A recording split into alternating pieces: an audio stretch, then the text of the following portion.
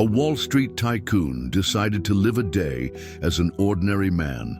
No suit, no bodyguards, no armored car. But when he sat next to a little girl begging on the street, she said something that stopped his heart. "My mom used to say my dad was rich, but he chose the money instead of us. What happened next would change both their destinies forever." Subscribe to the channel for more heartwarming stories every day. The tycoon observed his reflection in the walk-in closet mirror. The perfectly aligned Brioni suits, the Rolex watches, in their fine wooden cases, the gleaming shoes, everything in its place. His whole life was like that, ordered, predictable, empty. The penthouse apartment overlooking Central Park felt like a marble and crystal mausoleum, where only his own footsteps echoed and the occasional clink of glasses when he hosted associates for business dinners. That morning, something different bothered him, an emptiness that couldn't be filled with another multi-million-dollar acquisition, another company added to his empire. At 52, he had conquered everything the world considered success, but waking up alone day after day, he wondered what he had truly built. He pulled a faded pair of jeans, a plain t-shirt, and a pair of worn sneakers from the closet, which he kept for some reason he didn't even understand himself. Maybe they were relics of a time when he was still human. He dressed quickly, grabbed a few bills from the safe, and left without telling anyone, leaving his cell phone behind. In a distant neighborhood, the little girl woke up under a makeshift awning. She was only 9 years old, but her eyes carried the weight of someone who already knew too much about the world. She rolled up the thin blanket she used as a bed, carefully stored her only possession in her tattered backpack, a crumpled photograph of a man in a blue suit, and prepared for another day of invisibility on the streets. The woman who cared. For her at the shelter had allowed her to go out and get some change by selling candy at traffic lights. "Be back before dark," she had said, with that look of someone who no longer expected much from life. The girl nodded, grateful to have at least a place to return to, even if temporary. She walked for almost an hour to reach the financial district. There, among the mirrored skyscrapers and luxury cars, she felt even more invisible. She chose a busy sidewalk, spread her thin blanket on the ground, placed the plastic cup in front of her, and sat in silence, with a few boxes of candy beside her. Meanwhile, the tycoon walked the same streets, experiencing anonymity for the first time in decades. No bodyguards, no deference, no doors being opened. He was just another ordinary man, and that feeling was strangely liberating. The first hour on the streets was almost intoxicating for the tycoon. He bought coffee from a corner stall, watched ordinary people in their routines, listened to fragments of conversations that didn't involve stocks, mergers, or acquisitions. He felt the wind on his face, without the barrier of the bulletproof windows of his limousine. It was when he turned a corner that he saw her. Among the hurried and indifferent crowd, a small figure sitting on the sidewalk caught his attention. It wasn't an unusual scene. Unfortunately, children begging on the streets were not uncommon. It was something in her eyes, a silent dignity, a sparkle that seemed out of place in that scenario of abandonment. The girl didn't shout, didn't approach passers-by, didn't hold out her hand. She just remained seated, with the small cup in front of her, occasionally offering her candies, in a voice so low that it was lost in the noise of the city. And yet, she smiled. A small, contained, but genuine smile. Every time she said, "Thank you," even when people walked straight past, pretending not to see her. Something in that scene pierced the tycoon's chest like an arrow. That smile, the shape of those eyes. There was something strangely familiar that he couldn't identify. He approached slowly and without thinking much, sat down on the sidewalk, next to her, keeping a respectful distance. The girl looked at him with curiosity. It wasn't common for adults to sit next to her, let alone look her in the eye. "Do you want to buy some candy?" she asked, holding out a colorful box. "Yes, I would," he replied, taking a few bills from his pocket. He handed over much more than the price of the candy, but the girl immediately looked for the change in her. "You cup. You don't need to give me change," he said. "But it's too much money for candy," she replied seriously. "My mom always said we should be honest even when no one is watching."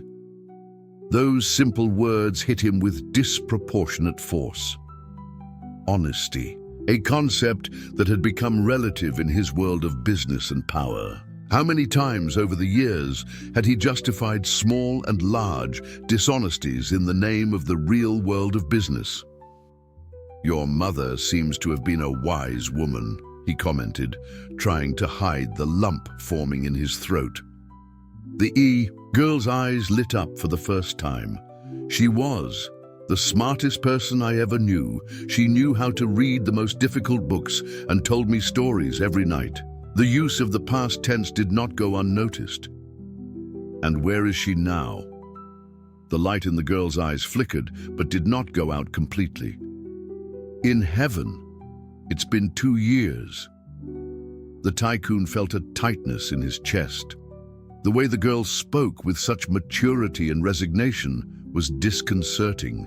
He wanted to get up, go his way, pretend that this meeting had never happened.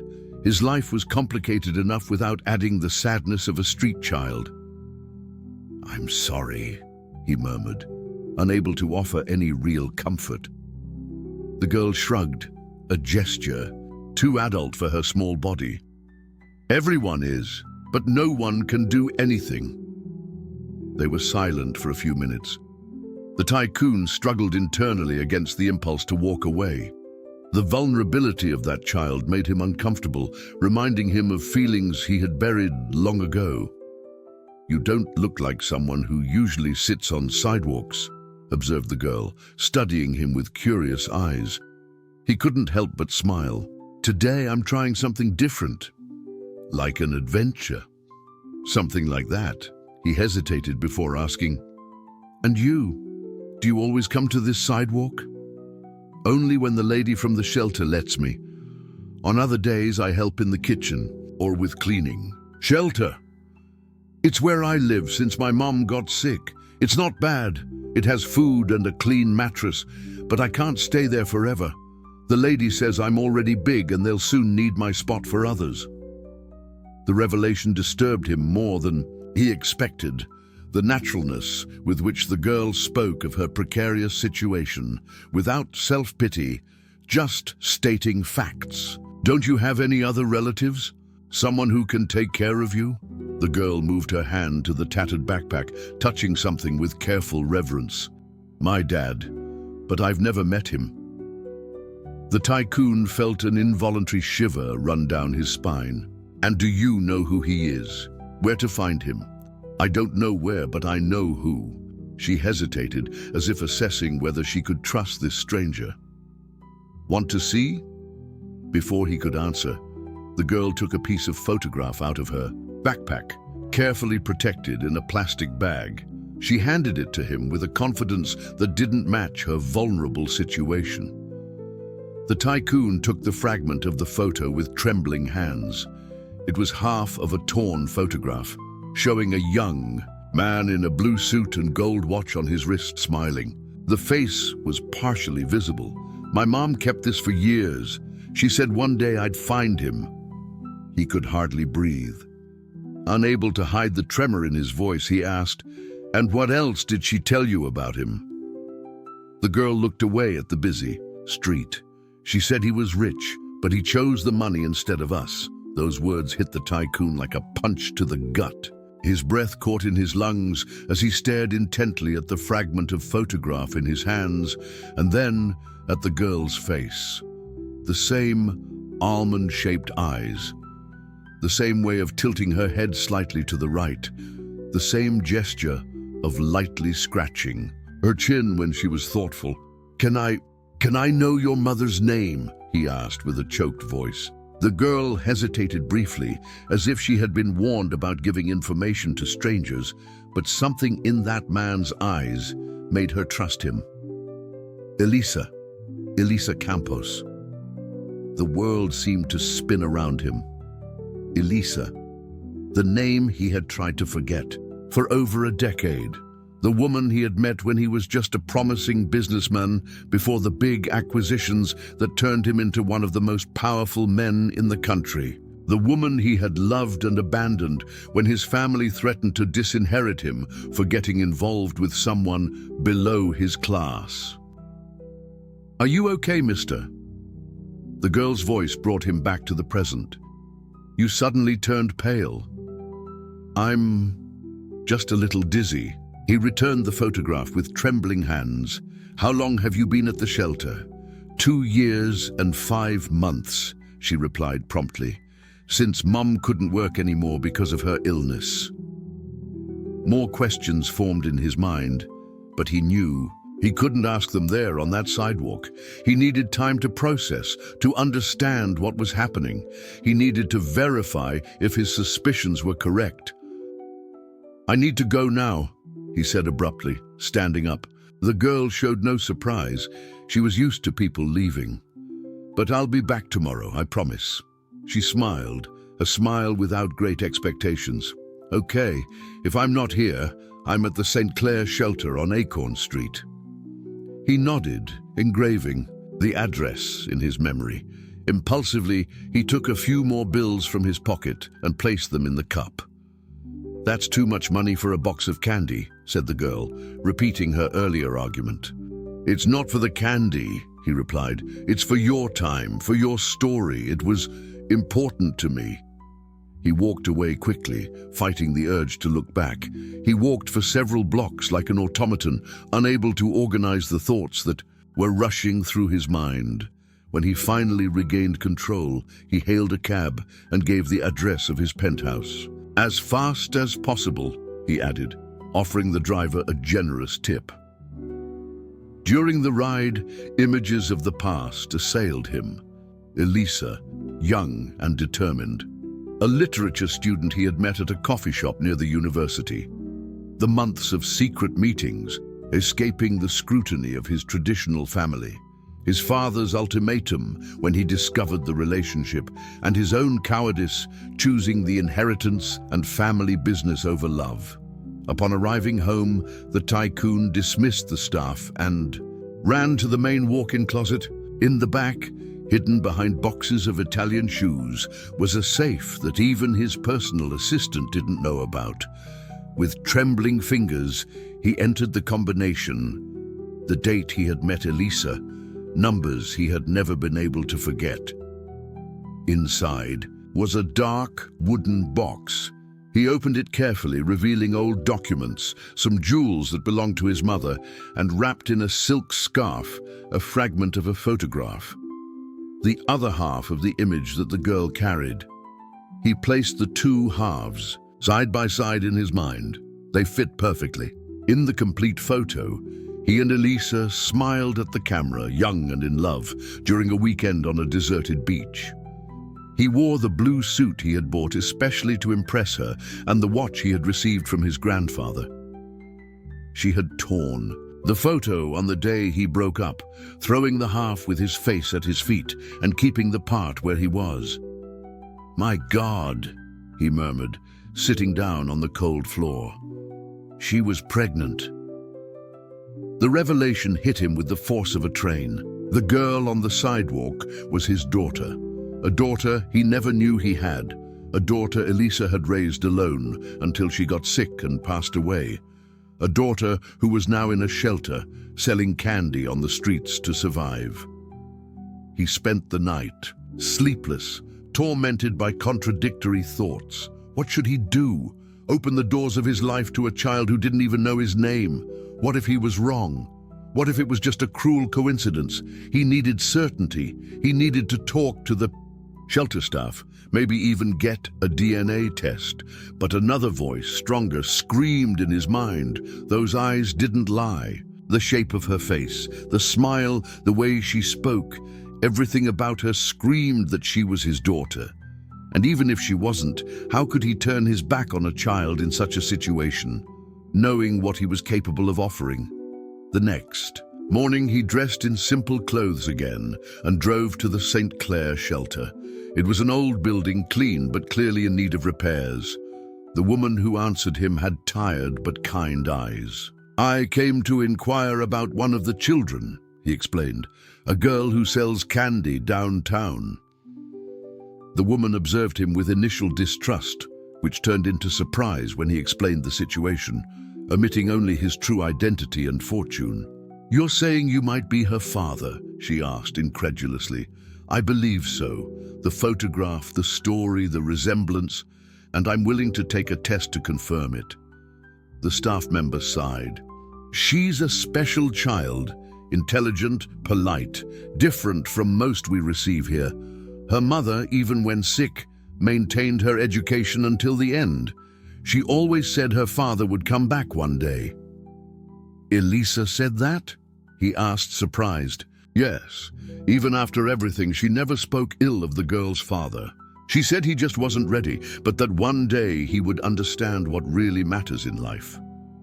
The words were like knives to his heart. Elisa knew him better than he knew himself. 3 days later, the tycoon received the envelope with the DNA test results. There was no doubt the girl was his biological daughter, despite already knowing the truth in his heart. Seeing the scientific confirmation momentarily took his breath away. In his penthouse office, surrounded by priceless paintings and designer furniture, the coldest man in the business world wept like a child. He wept for Elisa, for the lost time, for the wrong choices, for the daughter who had grown up without knowing him. Meanwhile, at the shelter, the child was called in for a special conversation. The staff member, with careful words, explained that someone important had appeared, someone connected to her past. "It's the man from the sidewalk, isn't it?" asked the girl, surprising everyone with her insight. "He has the other half of the photo."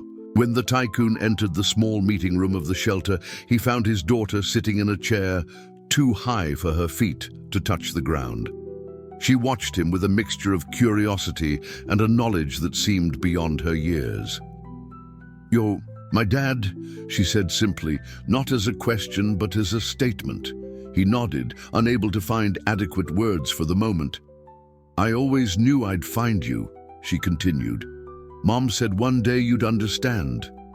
"Understand what?" he finally managed to ask. "That some things are more important than money." The shelter worker and the social worker present in the room exchanged awkward glances. No one there knew yet who he really was, one of the richest men in the country.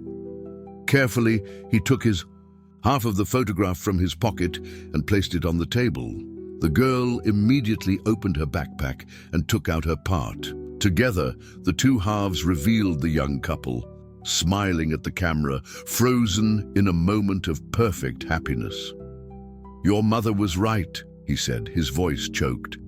"It took me too long to understand." The social worker cleared her throat. "Sir, I understand the emotion of the moment, but there are legal procedures. We can't just release a child, even to a biological father who has never registered paternity." The tycoon nodded. "I understand completely. I'm prepared to follow all the necessary procedures." He took a deep breath before continuing. "And I would also like to make a substantial donation to the shelter to help other children." It was when he took his business card out of his wallet and handed it to the social worker that the atmosphere in the room changed dramatically. The woman's eyes widened as she recognized the name, one of the most powerful in the country. "Are you sure that's him?" asked the shelter worker in a poorly disguised whisper to the assistant. "It's him," replied the girl calmly to everyone's surprise. "Mom kept newspaper clippings. I recognized him, but I thought he wanted to stay anonymous when we met on the sidewalk." The tycoon looked at his daughter with renewed admiration. Her intelligence, her perception, her sensitivity, everything impressed him deeply. "Why didn't you say anything?" he asked. The girl shrugged. "I thought if you wanted me to know, you'd tell me. Mom always said people have their own time to understand things." In the following weeks, the tycoon moved mountains to expedite the process of acknowledging paternity and obtaining legal guardianship. Renowned lawyers worked day and night, while he personally oversaw the transformation of part of his penthouse into a welcoming space for a child. The news eventually leaked to the press. Tycoon discovers beggar daughter became a sensationalist headline in tabloids and gossip shows. Some questioned the veracity of the story. Others speculated about financial interest. Many romanticized the reunion. The girl's privacy was invaded daily by photographers and reporters who crowded at the door of the shelter. That's when the storm really began. The chief legal officer of the conglomerate of companies, concerned about the impact on stocks and businesses, scheduled an urgent meeting.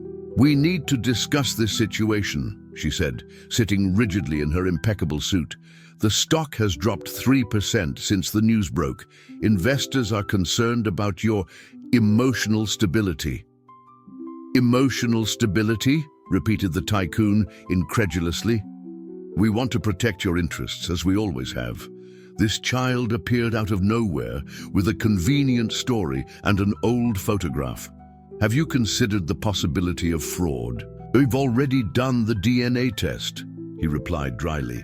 "Tests can be manipulated, and even if it's true, there are other ways to handle this. Alimony, trust funds, discreet ways that don't affect your life or the company." Anger grew inside him, like a wave. "Are you suggesting I abandon my daughter again?" "I'm suggesting you think like the cold and rational businessman you've always been, the man who built this empire." That man died on the sidewalk, next to a girl selling candy. The lawyer sighed, changing tactics. "There are rumors that major shareholders are considering a petition for legal incapacitation, claiming that your recent decisions demonstrate mental instability detrimental to business." The threat hung in the air like a toxic cloud. A legal incapacitation would mean losing not only control of the company, but also the possibility of obtaining custody of his daughter. "They won't succeed," he replied with a calm he didn't feel. "Don't underestimate the power of money and connections. It's exactly what you've taught me over the years." When the lawyer left, he remained in his office, feeling for the first time the real weight of everything he had built. The empire he had erected now threatened to crush the only thing that really mattered. That night, when he went to visit his daughter at the shelter, he found her quiet, withdrawn. "What happened?" he asked, worried. "The other kids saw your picture in the newspaper. They say I'm a liar, that I made everything up to become famous." He sat next to her on the small bed. "And does that bother you?" "Not for me, for you." She looked up at him, her eyes full of worry. "I saw on TV people saying bad things, that you're going crazy, that I'm going to destroy everything you've built." The words hit him like an electric shock. At just 9 years old, she was already worried about the impact of her existence on his life. "Never think that," he said firmly, holding her small hands. "You're the best thing that's ever happened to my life. The rest, the companies, the money, the mansion, none of that matters compared to you. But what if," she hesitated, "what if you regret it later?" The question revealed a deep fear of abandonment, understandable after everything she had lived through. "That will never happen. Never, ever." The next morning, the tycoon made the most difficult and, at the same time, the simplest decision of his life. He convened an extraordinary meeting of the board of directors of his companies.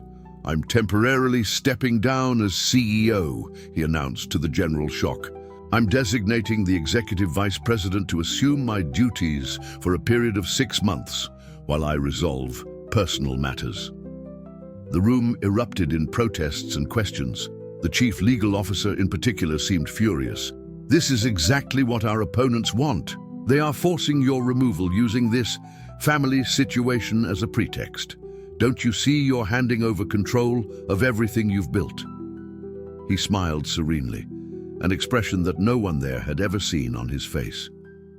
I'm not handing over anything. I'm choosing. There's a difference. He left the room, leaving chaos behind. In his car, on the way to the shelter, he called his personal attorney. Not those in the company's legal department, but an old friend whom he trusted completely. I need you for two things, he explained. First, I want to transfer 30% of my stock to a trust fund in my daughter's name, accessible only when she turns 25. Second, I want you to take over the custody process. We need to expedite this. The lawyer absorbed everything in silence. This will cause a corporate earthquake. Let it. At the shelter, he found his daughter more animated. She ran to him with a drawing in her hands, a colorful house with two figures holding hands. It's our house, she explained. The lady from the shelter said I can soon go live with you. Very soon, he confirmed, sitting down in one of the small chairs in the activity room. But in the meantime, I have a request to make. She tilted her head, curious. I'd like you to teach me. Me? Teach you?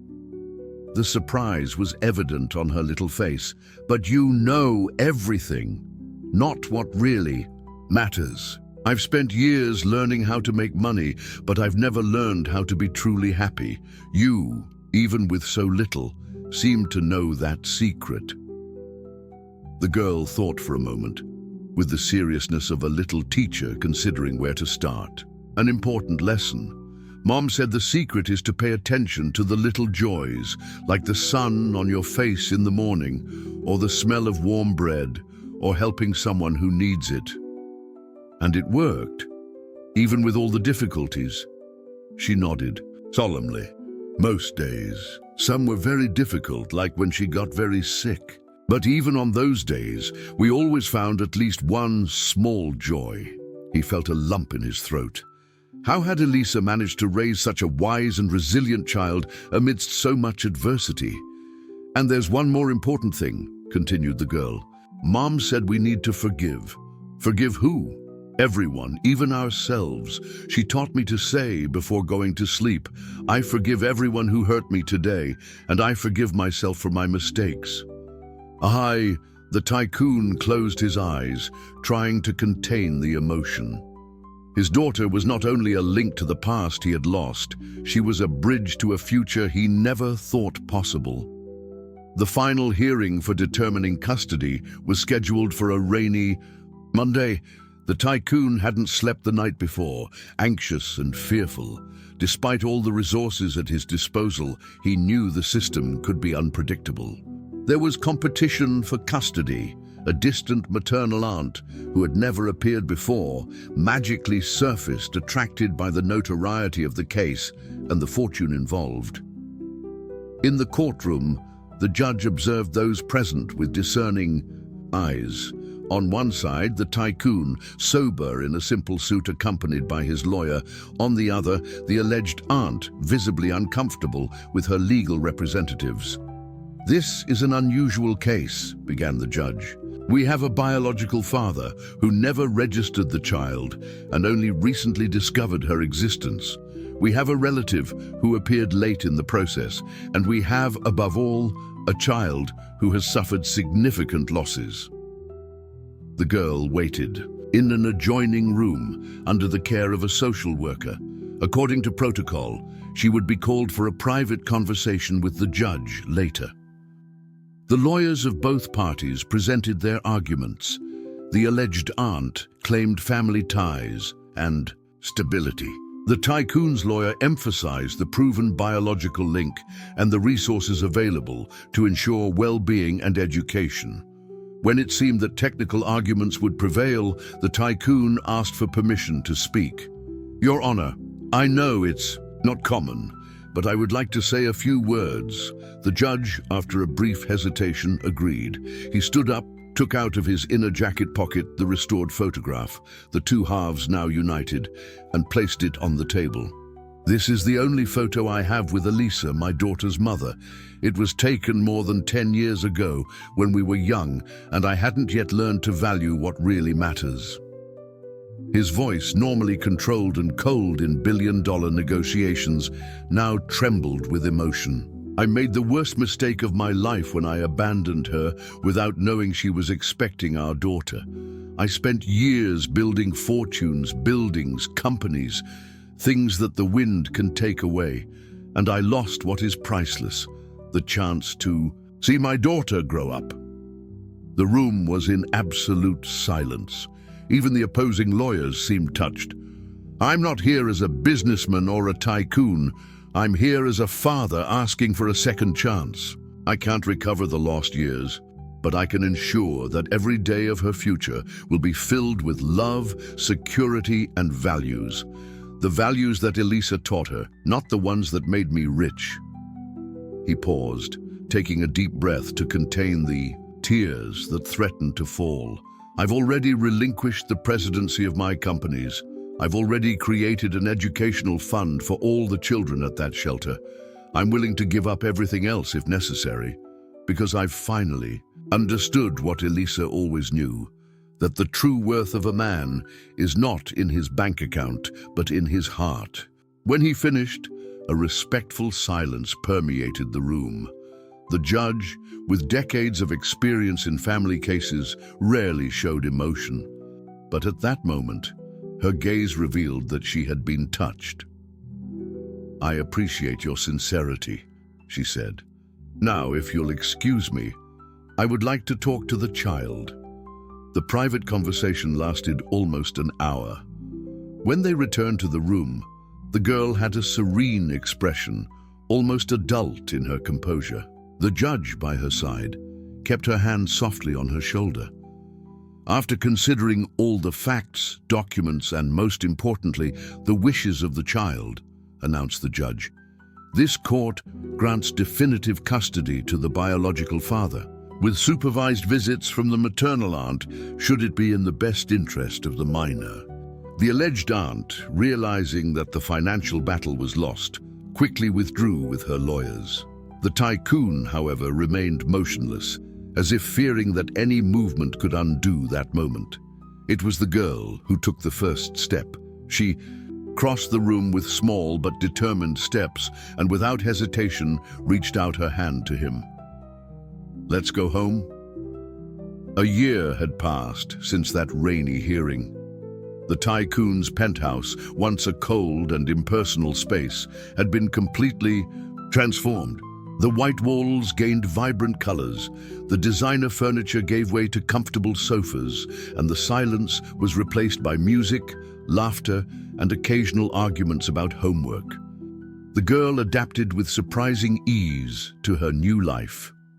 Enrolled in a good school, she soon stood out not only academically, but for her kindness to classmates from all backgrounds. Her experience in the shelter and on the streets had given her a rare empathy that no wealth could buy. The tycoon, in turn, had undergone an even more profound transformation.